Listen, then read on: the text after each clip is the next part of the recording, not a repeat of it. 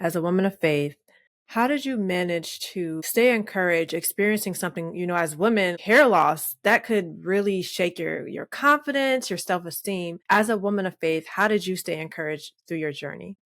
I was talking to God through the whole thing. You know how I started the story with me sitting up in the bed and screaming into the heavens? I did that because I believed God was with me through the trial. And I don't think that he would have given me or allowed me to have the faith that I had, that it was going to get resolved, if he wasn't helping me through the process. And I think he allowed it to happen because he wanted me to please him with my faith.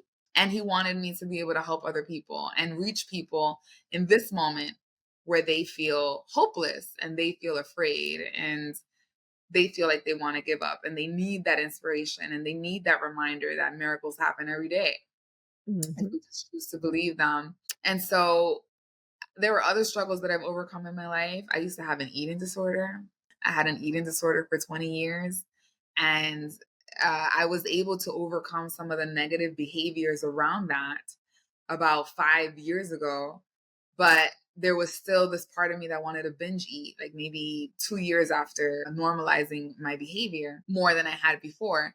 And I remember being in the middle of eating the toxic food that I knew I shouldn't be eating, just binge eating on all this stuff and not having the capacity to stop myself from ordering it or stop myself from doing this. And it was this fight because I didn't want to do it, but I couldn't stop. And so I was at the point where I'm eating the food and I couldn't even enjoy it. There's tears in my eyes because I was just so upset about the fact that I felt so helpless. And then I just remember in that moment, I looked up into something about looking up into the heavens.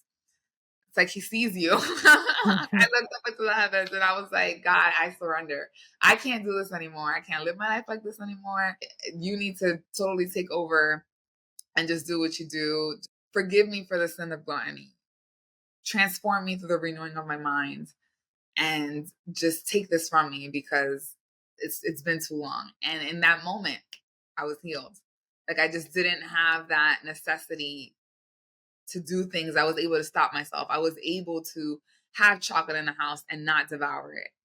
And it just took that surrendering. And so I understood that the power of surrender is great. So often now in today's culture, there is this theme of self-sufficiency. There's this desire to be prideful and this desire to be self-sufficient and say, I did it. I figured it out.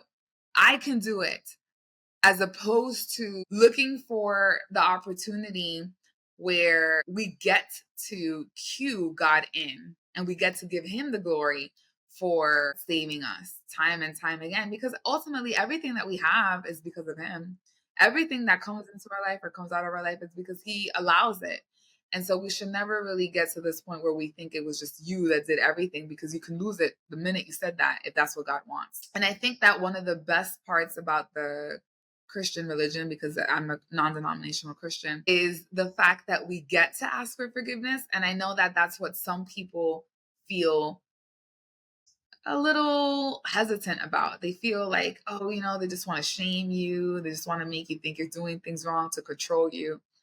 But I look at that in a completely different opposite way, because the one thing that separates a victim from a survivor and a thriver is that the victim is helpless and they're thinking like, oh, why is this happening to me? Poor me, everything is happening to me. And the victor and the survivor is like, where am I at fault? What can I do differently? What is the next step? And so as a Christian, us being able to say, what did I do wrong? Is there a better way? And look at the Bible and say, what is God teaching me to do differently that I'm not doing? And have it be so simple that we get to identify that and say, God, I'm sorry, take it from me. Like the healing could be instant instead of this like white knuckling and trying. And I was being gluttonous. It is what it is.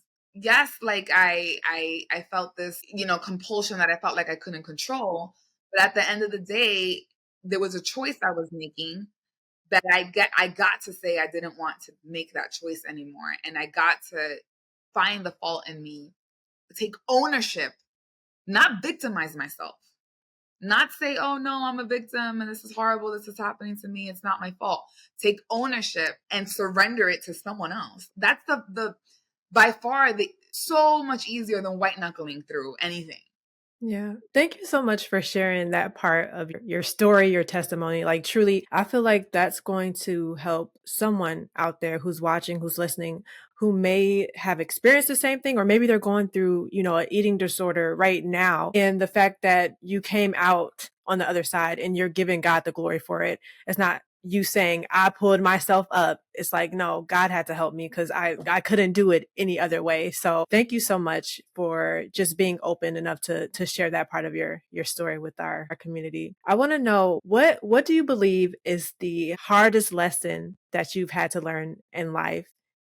That what you fear becomes a self-fulfilling prophecy.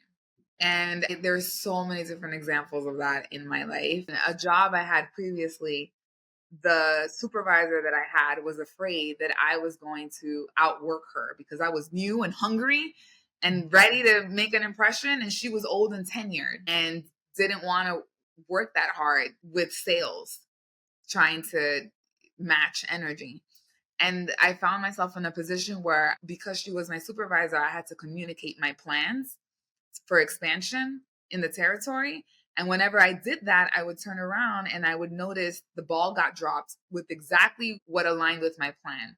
It was almost like that information was coincidentally being used against me time and time and time again, to the point where her supervisor noticed and she got moved to another part of the company and eventually left.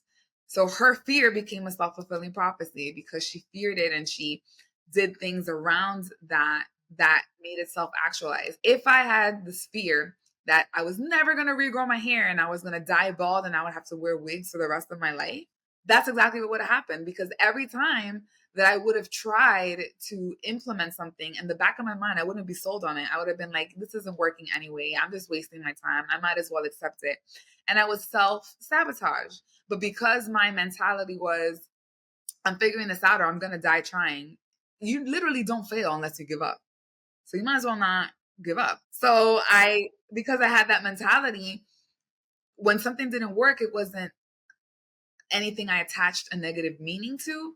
Instead, it was something I attached a positive meaning to because I took it as an opportunity to learn. Why did it work? Why did it not work? How long did it work? How could this work for someone else? What are the ingredients? What did I feel? What is the body? What do we know about the body? How does that all make sense? What else could be implemented? How do we put this other piece of the puzzle together? And by taking that approach, and instead of doing what I was doing before, which was throwing random crap at the wall, waiting to see what sticks, which was really a waste of money, by taking this new approach, I finally was doing something different. And when you do something different, you can expect a different result. And I got the result with God's mercy because of the mentality, that faith. And I didn't fear that I was going to lose my hair. So, and one more story around that.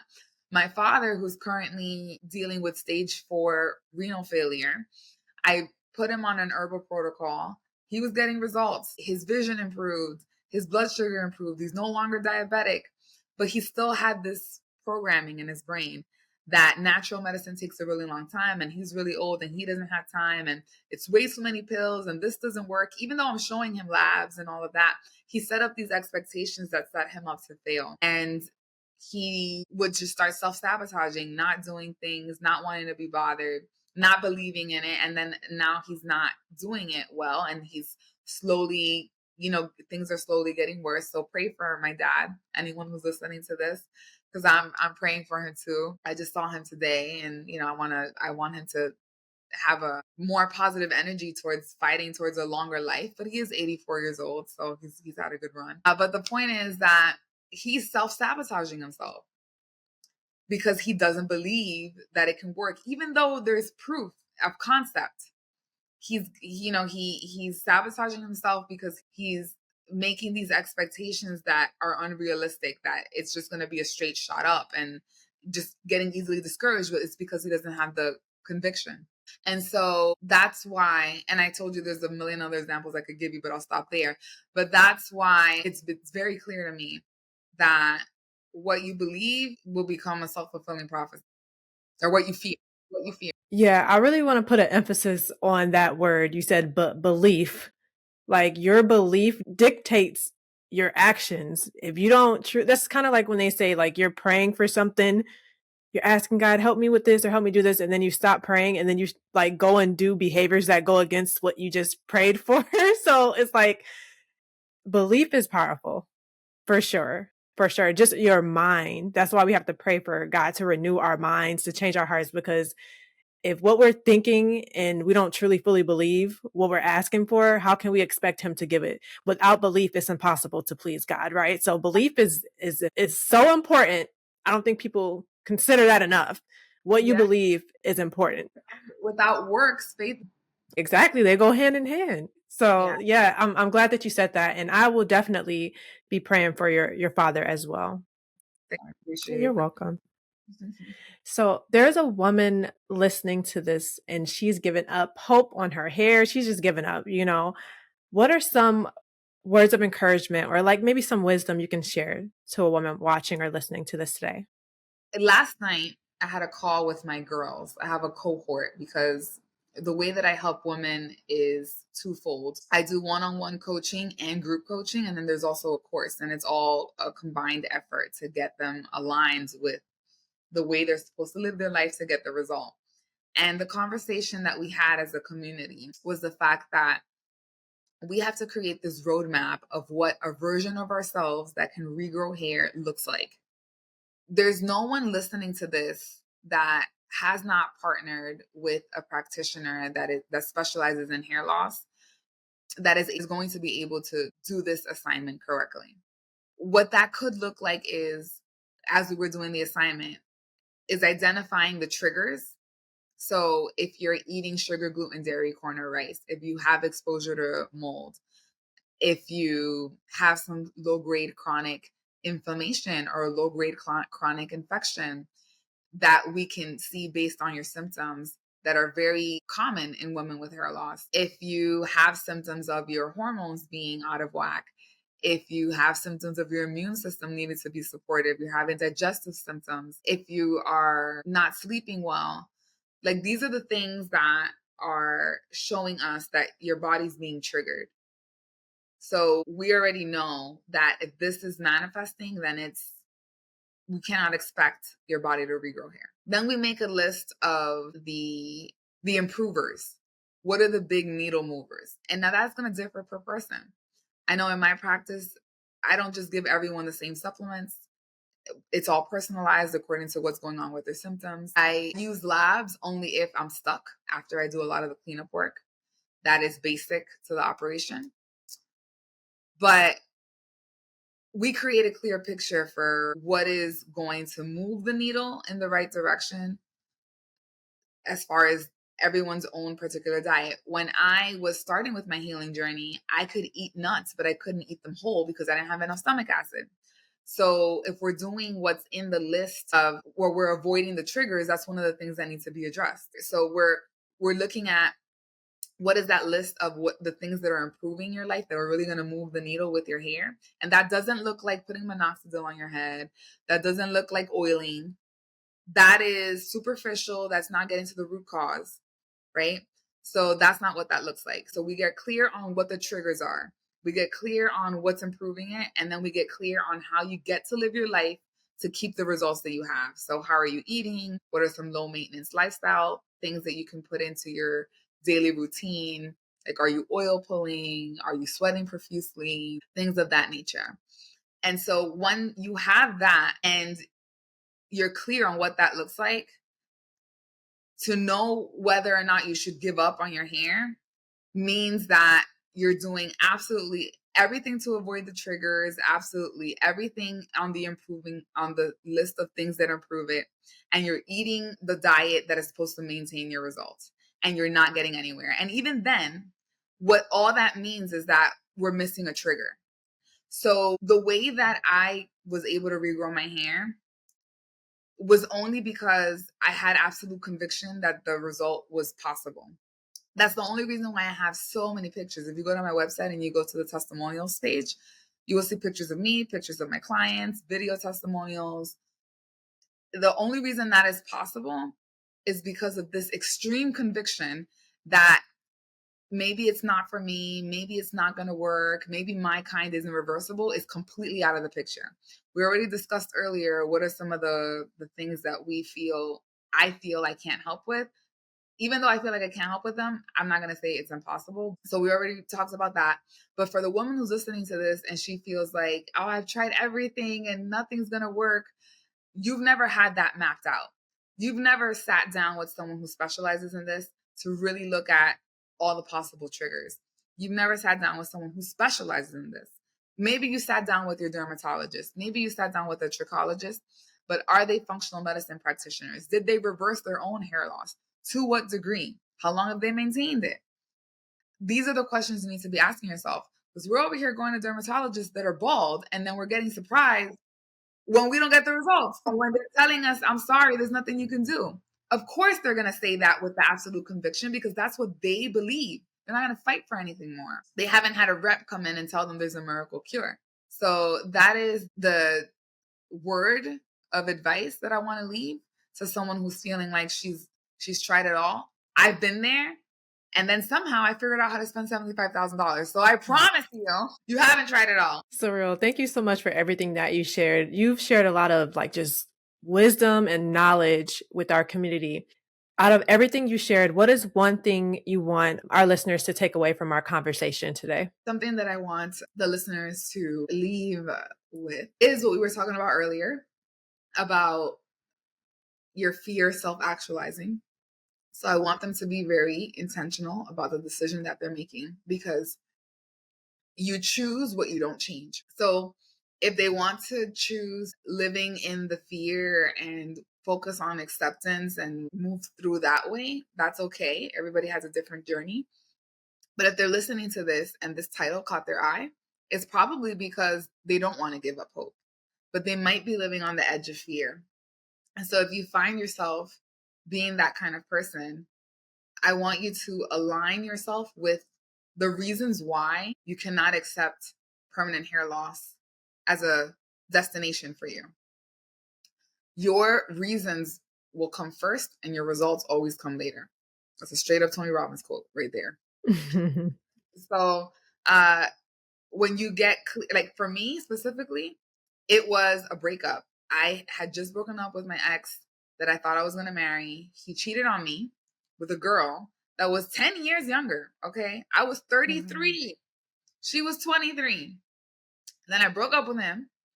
6 months later, or 6 to 8 months later, I end up looking like the picture that I showed you. So I said to myself, is this going to be my story?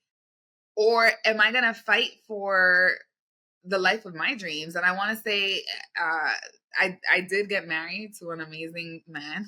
So that story ended very well. I found him after I fasted for 40 days. I did 40 days, no sugar, gluten, dairy, corn, or rice. No dating apps, no luxury purses. And I said, like, God, am I going to get married? And he was like, just be content with where you are. And I was like, man, I'm going to be single till I'm 75. But because he said that to me, I stopped dating in the energy of, is he the one? Was being very present. So I wasn't sabotaging anything with anyone by having that mentality, because I was obeying his command, which was be content with where you are. And so I found my husband 10 days after he found me on a dating app. And within like a day or two of us connecting, God said, delete all the dating apps. And he was the one I kept talking to until he ended up moving here from Europe to, to date me. And then, we got married in less than a year, and we didn't have sex. We waited. Good. If anyone was wondering. But yeah, so then it would be that. It would be learning to not be afraid of having the conviction, the confidence, and the faith, and understanding that the real cost is in losing hope, and to realize that their life, what is their life going to look like if they let the fear take over, and what is it going to look like if they never give up? And I think when they look at it that way, then they can understand that it's cost you way more to lose hope. Saril, you've shared so much today, and I'm so grateful to have you on the show. Thank you for taking time out of your day to join us. Where can our community connect with you and learn more about your services? Yeah, so they should go to my website, belcanics.com. So that's BELLECHANICS.com. I have a quiz there. I have a blog there. There's a training on the website as well. If they want to join my Facebook group, that group is called Reversing Hair Loss Naturally. So I'm on there live once a week answering community questions. So I'll be happy to connect with them that way as well. And I'm on LinkedIn and Instagram. Volcanics is the name they should look for. So they can find me YouTube. They can find me on YouTube. I'm all over YouTube. There's a lot of podcasts that I've been on. So if they ever want to binge watch, they can go on there. And if they want a copy of my book on what it takes to reverse hair loss naturally, it's called Becoming a Belcanic. Because a Belcanic is a woman who masters her body mechanics to reveal her inner bell. So instead of a mechanic, she's a Belcanic. So if they want the book Becoming a Belcanic, they can go to my website, which is belcanics.com and / becoming a Belcanic. And then that will give them that capability to put their email in and download the book. And there they'll learn everything about how to eat, how not to eat, how to listen to their body. What could this all mean? And there's even an offer there, a free offer for me to make a little video for them based on the assignment in the book. If they do the assignment in the book, then I can give them a little bit of personalized information. So everybody should definitely go download the book right away. Don't think about it. If you're interested, you want to know what it takes to reverse hair loss naturally, go to belcanics.com / becoming a Belcanic. Perfect. And I will include all your information in the description as well into our lovely community. Thank you so much for taking time out of your day to listen and to watch. I will see you in the next episode. Bye.